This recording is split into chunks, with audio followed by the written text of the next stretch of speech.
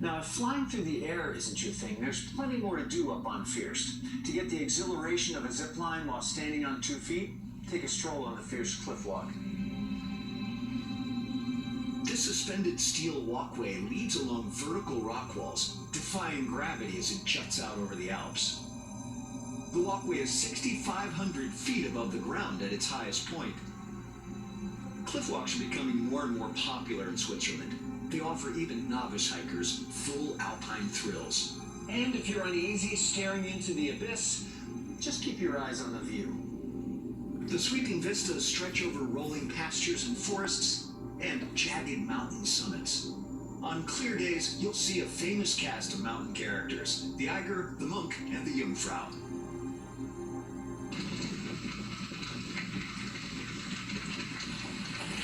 There are dozens of bicycle trails in the Grindelwald area, including several starting from Fierst. E-bikes are available for rental at the peak, and with that extra power, you can cycle effortlessly along the mountain trails. The ride back to Grindelwald is just moderately technical, but a beautiful, scenic descent. Some of the trails have only recently opened to bikers. So in order to keep that privilege, it's important to be respectful in sharing the route with others. But the trip is definitely worth the effort.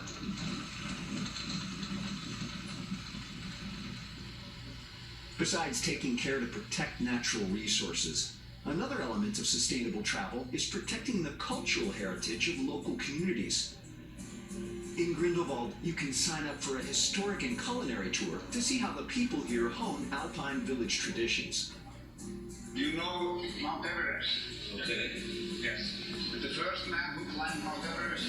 Hillary, yeah. Hillary. Yeah. You know the name? Yeah. Oh, very good. Yeah. And he used an eyesight like this from his father.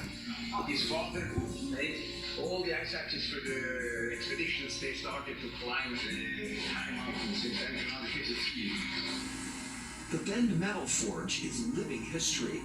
Like his father and grandfather before him, Rudy Bend sculpts axes with perfect precision.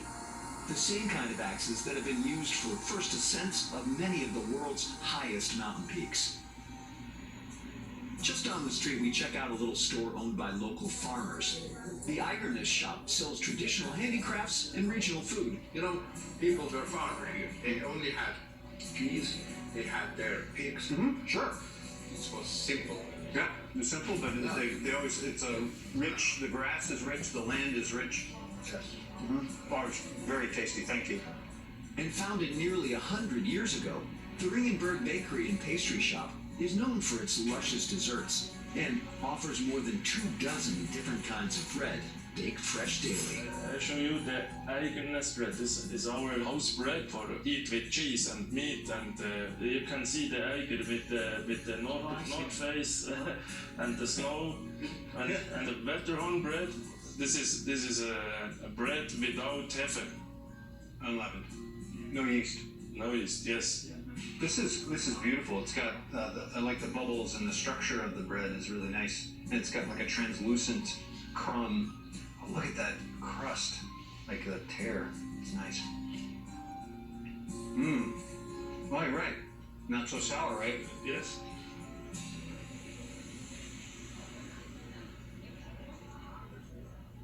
Stepping into the future, the ultra-modern Grindelwald Terminal is a transportation hub that includes 2 efficient gondola systems that can carry you to the highest mountain peaks. I'm planning to take this state-of-the-art Eiger Express to the Eiger Glacier Station viewpoint. Then I'll make a transfer and ascend to the rarefied air of the Jungfrau. The Eiger Express tri-cable system is Swiss engineering at its finest. On top of the fact that it uses less energy than typical aerial tramways, it's also more stable and travels at a much higher speed. It whisks you to the Eiger Glacier Station in just 15 minutes. The gondola has only 7 support towers across a length of 20,000 feet.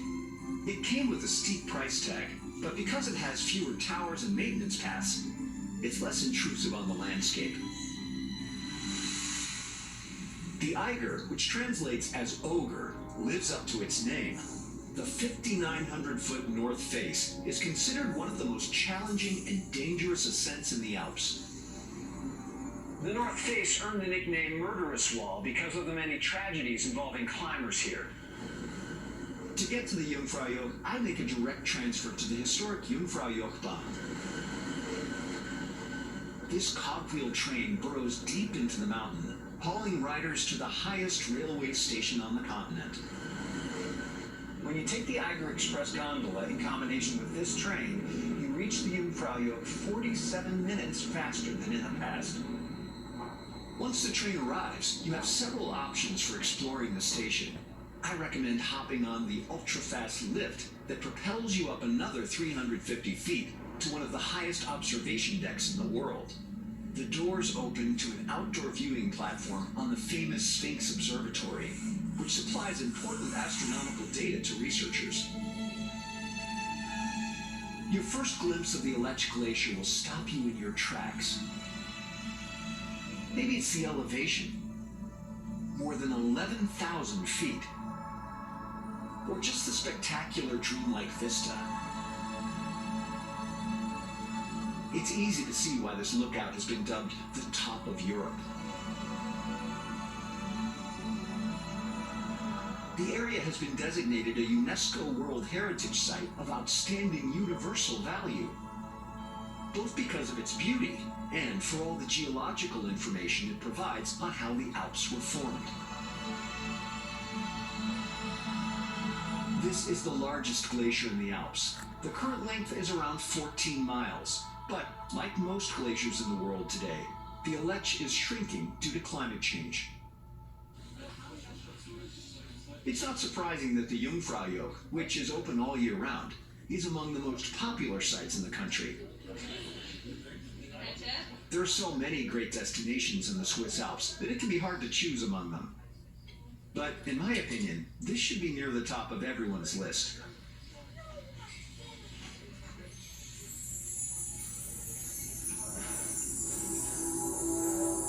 Far beneath the glacier is a network of tunnels that create an eerily beautiful frozen world. Mountain guides carved out these passages in the 1930s using picks and saws. And today, artists fill the frosty halls with whimsical displays that tell the story of the relationship between the local people and the glacier over time.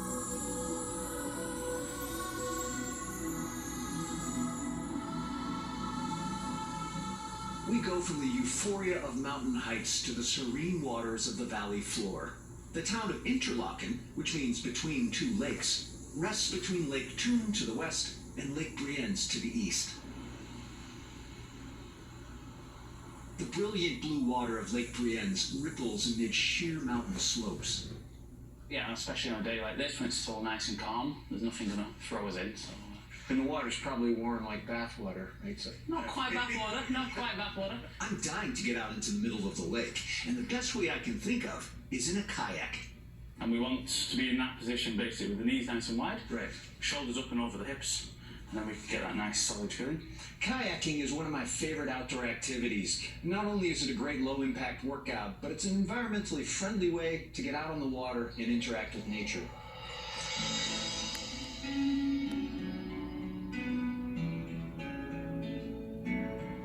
Leave your problems and stresses on shore and float suspended in time.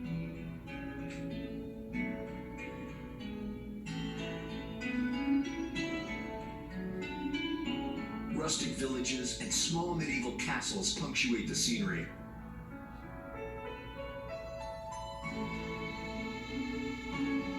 Reaching down more than 800 feet at its lowest point, this is one of the deepest lakes in Switzerland.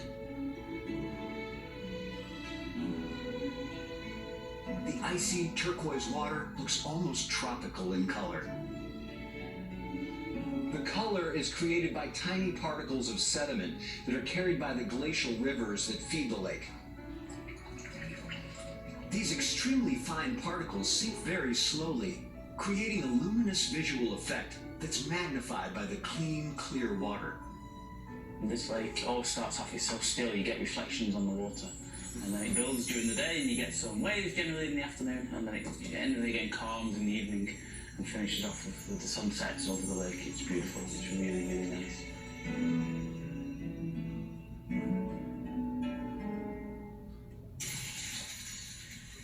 Transitioning from one fantasy world to another, I'm headed to a chocolate shop. The Funky Chocolate Club in downtown Interlaken offers daily workshops on chocolate making. Here, you learn how to taste chocolate like a Swiss connoisseur. It's tough work, but hey, somebody's got to do it. I have a question for you, Jeff. Tell me, what do you know about chocolate already? I know that I like it. That's perfect. I guess that's the reason why you are here, right? The origin of cocoa and chocolate is in Mexico. Oh, okay. The Aztecs and Mayans were the first people who actually recognized some kind of value to cocoa beans. And what's the process then if they're too bitter when they're fresh? What happens to make them... What we need to do in the first step will be to add some of the solid chocolates into our melted base. You get tips and tricks for making very high quality chocolate bars. Technically, the chocolate needs to feel cold against our skin. So all we have to do right now, please have a look. Yeah. You will dip your pinky into the chocolate just like this, yeah. And then please put a little bit of chocolate on the tip of your nose where the skin is the most sensitive. Oh. Yeah. As soon as you put it on the nose, it should feel cold instantly. It felt cool. And maybe still a little... Do you really believe this is how we measure it in Switzerland? I believe it. You do? I'll believe anything. I'm so sorry, but I have to disappoint you a little bit because this is not the way of measuring tin. Okay. But it is the way of maybe tasting it because you I was going to say, I'm not disappointed. Nice one. Operating under an all-you-can-eat taste testing policy, you'll learn to decorate your chocolate masterpieces like a pro. Transfer sheets.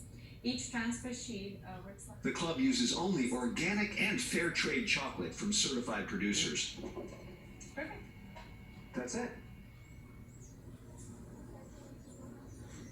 Now, travel isn't only about getting hyped up on chocolate and outdoor fun. It's also about culture. It's about improving your mind. Come on, it's time for some history. Toon Castle is one of 5 fairy tale castles that watch over the landscape around Lake Toon. Built 900 years ago, this gateway to the Alps guarded an important pass between Italy and Northern Europe. It was designed essentially as an administrative building for tax collection. Pretty nice digs for a tax office, I'd say. Later, it was inherited by the House of Keyburg, a local family of nobility. But ownership became contentious when a quarrel broke out between 2 Keyburg brothers. One brother stabbed the other brother in the eye and threw him off the tower.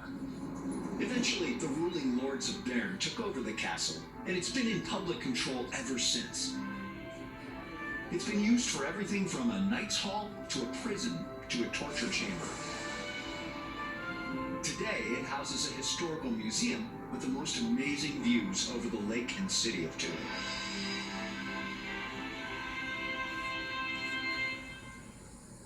Like its castle, Toon's Old Town is also incredibly well preserved. Cobblestone streets are dressed up in colorful flower boxes, and welcoming cafes line the squares. Who needs an ocean or beach for surfing? In landlocked Switzerland, you can ride the waves next to Toon's covered wooden bridge across the River Aire.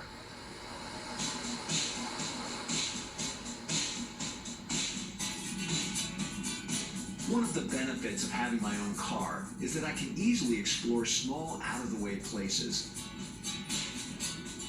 With my electric vehicle, I don't have to worry about adding air pollution to this bucolic countryside.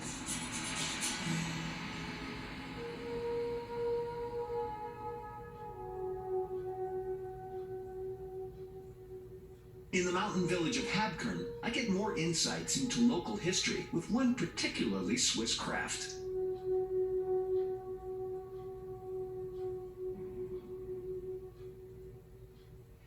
As a musician, one of my favorite ways to engage with another culture is to learn about their musical instruments. And what's more Swiss than an Alp horn? Alp horns are wind instruments that produce simple sounds when blown on a mouthpiece. They were originally used by the mountain people of the Alps to communicate between villages. This is original from 1808 this year. And it's shorter, and with this we can make signals. I see. Once upon a time, the Alphorn maker would look for trees that were already the right shape. Today, they're made a little differently. Today we make this with the machines. He works very precise, and then all the horn is the same. He can play together. Right. Before the horn was only a little bit different, and he cannot play together. I see. Right. So they wouldn't have tuned the same way. You see the wood, it's special. It's a spruce, and it's a pure wood without knots or glue, and that's its nose, not so easy to find. And the wood comes here from this valley.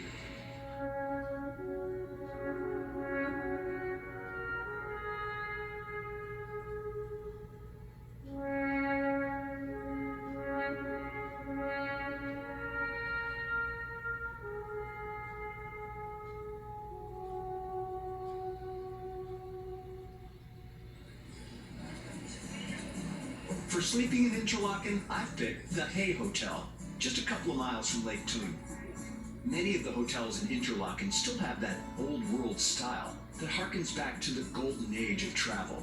But most now cater to the needs of modern adventure seekers and nature lovers. For example, the Hay Hotel offers a changing program of outdoor activities that are included in the price of the room. One of the amazing things about Interlaken is just how easy it is to find so many once-in-a-lifetime adventures, especially ones that leave a light footprint on the environment. On the schedule for today, rafting. I've done activities with the company Outdoor Interlaken before, and they're a team of pros. A little bit of timing, yeah? Now that we're on the water, get your pedals ready. Okay, let's go forward.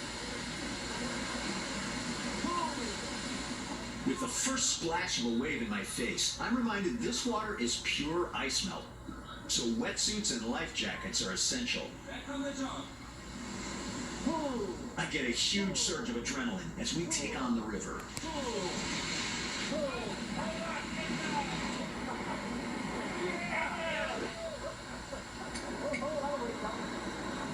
This is a total bonding activity, since everyone in the boat is forced to work together and trust each other. We strive to conquer the rapids, and just to keep from tipping over.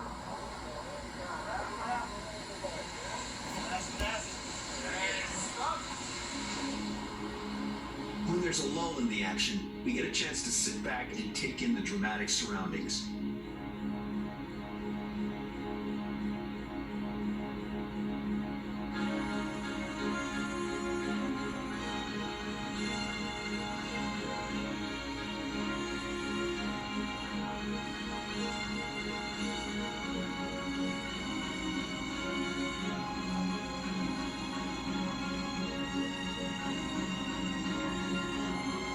The best part of rafting, you always end up exhausted but happy.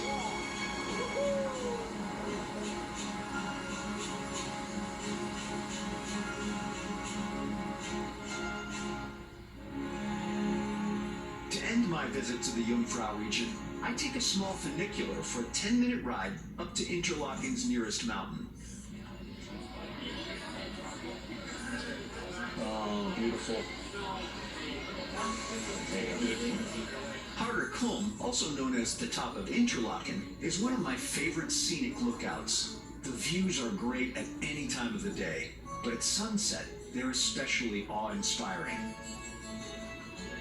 You can look out over Interlaken's two leisure lakes, Thun and Brienz.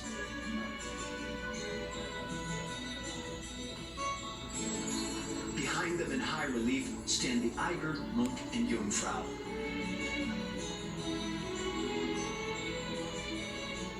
Take a moment to breathe that clean mountain air and savor this corner of planet Earth.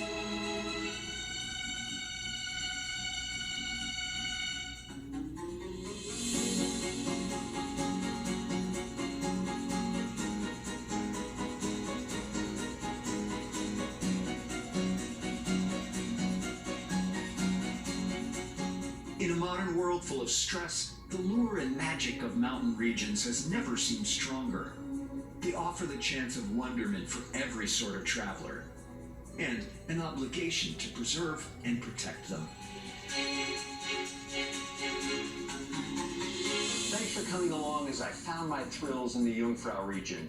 Join me again next time as I search for more Real road adventures Major